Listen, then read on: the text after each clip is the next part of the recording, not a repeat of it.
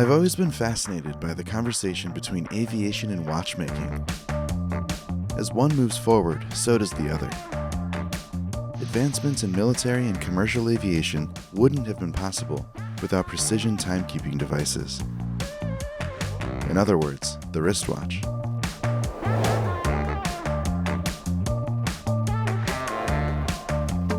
Pilot's watch is romanticized today, like the GMT Master 2 I'm wearing as I fly an ultralight over rural Thailand.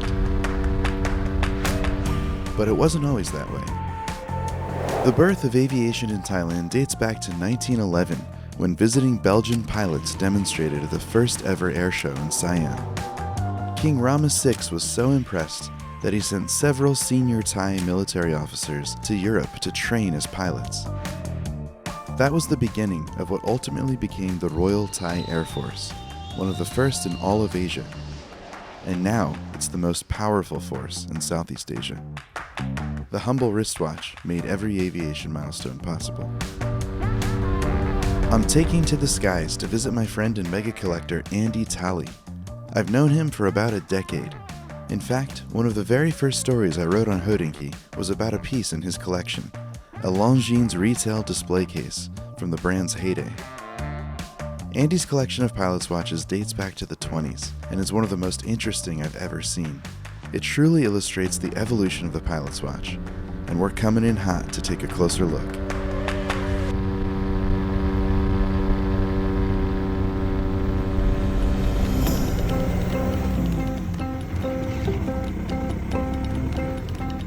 Andy's collection has a keen focus on watches made during the golden age of aviation, the 20-year period between World War I and World War II. It was during this time that planes went from slow, wooden fabric to sleek, all-metal aircraft that could reach considerable speeds. Watches saw the same sort of rapid technical advancement. Brands like Longines started developing complications that addressed the specific challenges presented by flying faster and further. So Andy, firstly, I want to thank you for taking the time out and showing me your collection. And an obvious theme jumps out. They're all aviation watches. You can practically trace the history of aviation itself from the 1920s all the way till now with the watches on the table. How did you get into aviation watches and where did you start? It probably all started about 30 plus years ago when I didn't have any grey hair. In Australia, I sort of bought a Breitling watch from a second-hand bookseller. And after that, I sort of started getting more and more into watches, and that led me sort of down a path to historically looking at watches and the watches which were associated with aviation, and I ended up discovering Longines.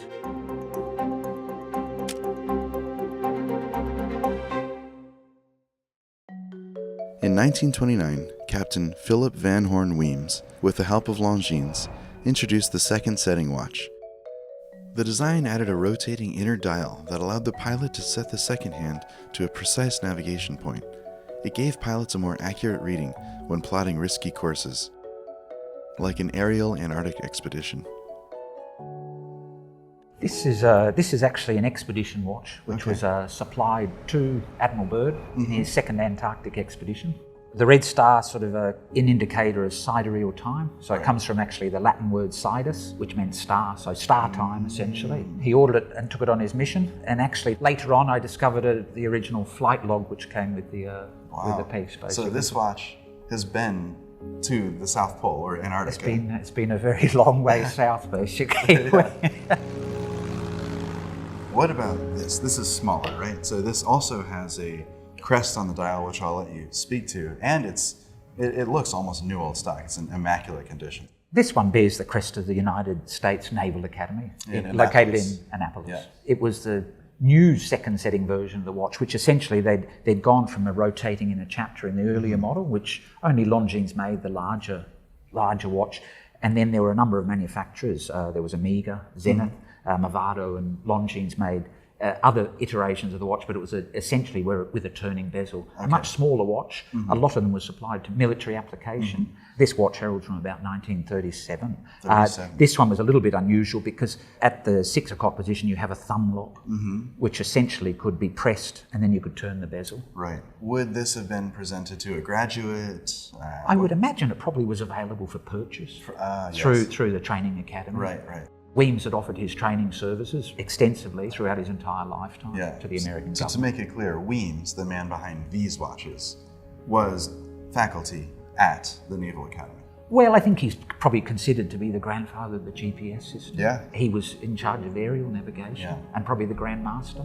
Yeah. So the GPS system owes an awful lot to Weems, basically. Yeah. So he was a very humble man and created an awful lot.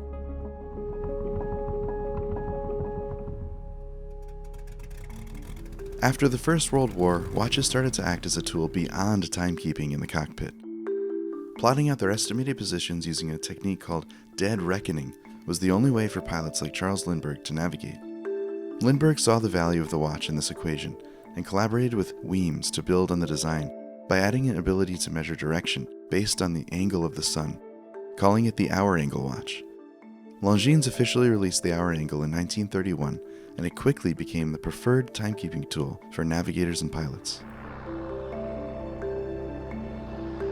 Lindbergh had flown in May 19th to 21st in 1927, so his successful flight was probably one of the pinnacles of aviation history. And from there, a few years later, in 1930, with the help of John Heinmuller, who was the director of Longines, he made an advancement on the Weems model, basically. So he brought to life the hour angle watch. The first version of the watch was an all-silver case, and then it had a single colour dial. It had a silver bezel with two colour enamel work in the bezel, so it had a green and black bezel. So it was probably made from 1931.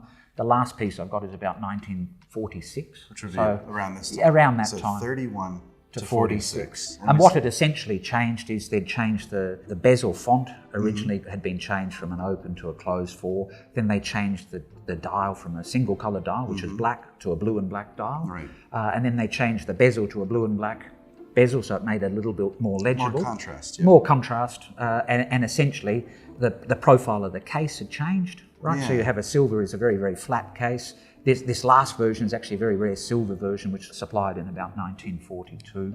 And then the final iteration was basically the Weems feature, the turning chapter. So here we have a pin set watch, right? So it was much like a pocket watch. I don't know whether it was an incredible commercial success because of the difficulty of the time it came in, because you were right in the midst of a Great Depression. Right. When I first saw it, I thought it was just such a beautifully balanced watch. I mean, I loved the history of the watch. I loved the figure that was involved, and of course he didn't wear a Lindbergh watch for his original crossing. He owned a Weems, sort of post-event, which had sort of become the precursor to the Lindbergh watch. The 1950s marked the start of the jet age. Airplanes grew even more complex. The advent of the jet engine meant they were able to cross time zones faster than ever before, and watches emerged that tracked 2 time zones at once. Watches like the Rolex GMT Master, with GMT functionality, made international travel easier on pilots. Omega answered the challenge with its own dedicated pilot's watch, the Flight Master. My favorite watch of all time, this guy right here, the Omega Flight Master, which I think is kind of the ultimate pilot's watch. And I think when you look at something like the Weems or the Lindberghs versus the Flight Master, it speaks a lot to the difference in the way people thought about aviation. This is very tool-like. Legibility is much different. The elegance here is absent here. Pure tool, pure function. It's certainly it's a chunk of metal. It was It is a chunk it was a very robust watch. It certainly is. A robust watch. This was a 24-hour version. That was a simple 12-hour version, basically. So over time, the registers seem to have aged nicely. Yeah, kind of a chocolate. And this, I know that we had the professional iteration with the yellow cadmium hands versus the standard model with these kind of orange hands here. Yeah, this is just an incredibly different watch. I think this kind of underscores how aviation itself developed over time. Well, I think there's certainly been a progression. Certainly. It was aviation was changing. Yeah. So if you took something like the Swiss Air, right? So this was developed for Swiss Air pilots essentially in the 1950s. That was the last iteration, probably of the great generation of Longines pilot watches. The Navitimer was introduced in 1954, the same year as the Rolex GMT Master. But what sets this model apart is the slide rule on the bezel, allowing pilots to perform complicated calculations on the fly. The Aircraft Owners and Pilots Association even had a co-branded version of the watch. The Navitimer became quite popular with military and civilian pilots. This is my pet weakness. Continued. This is look, I guess I have a weakness for Breitling and I have a weakness for Longines. All of them are associated with aviation, and I probably have got a weakness for aviation watches in general. So this one is an 8806 reference with the United Arab Emirates logo. So it's the UAE crest. UAE crest on the dial. Essentially, a lot of the watches probably saw sort of varied servicing in their lifetime, more often with olive oil from my experience. When you look inside, a lot of the machine and maintenance was often very lacking in the Middle East, basically. So I can remember buying this one from a mate of mine in the pub, and I badgered him until he sold it. So it took a while and a few beers. This is sort of the holy grail when we talk about Breitlings of this era, isn't it? Well, this one's the Breitling reference 812. So probably some of my favourite watches were the large, sort of, I don't know, people call them pizza case watches. When I started this game, there was no sort of, everything's now got a name.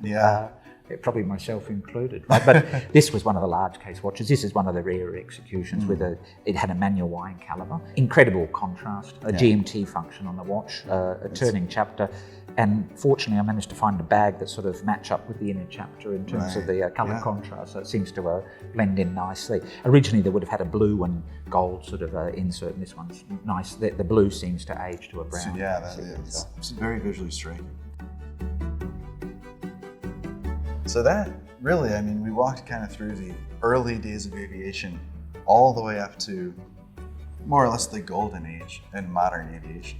It's been an absolute pleasure discussing this. The only thing missing is maybe a Mars X-33 or something, one of the Amiga. That's next for you, right? What is next for you in terms of collecting? I mean, you seem to have assembled it all.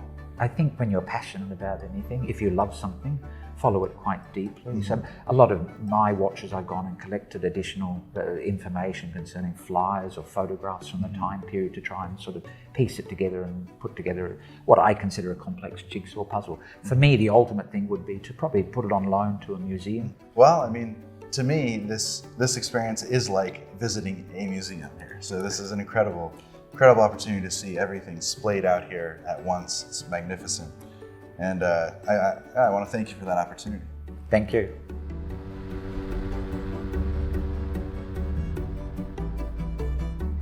We all take flying for granted these days. But observing the incredible history connected to Andy's collection offers some perspective and helps us realize just how magical flight really is, and forces us to form a deeper appreciation for all that it took to get here, including a crop of function-forward pilot's watches.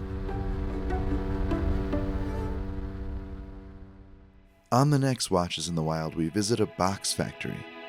But this isn't your typical box factory. Hidden behind all the cardboard and machinery is one of the world's greatest watch collections. The Omega Passion Museum of Thailand, but it doubles as your office inside of a factory. Yeah.